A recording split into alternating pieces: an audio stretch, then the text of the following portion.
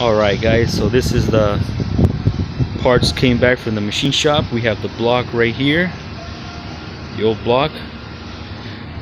They made these little wider. They were 50, now they're 75.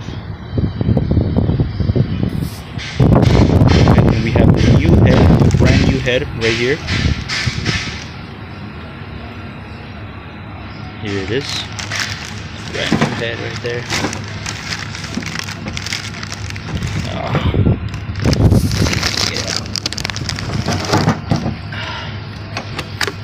That's a brand new head right there. Still in the wrap. So we got the new pistons right here, brand new. Crankshaft. So I got a bunch of new parts here, bearings and everything.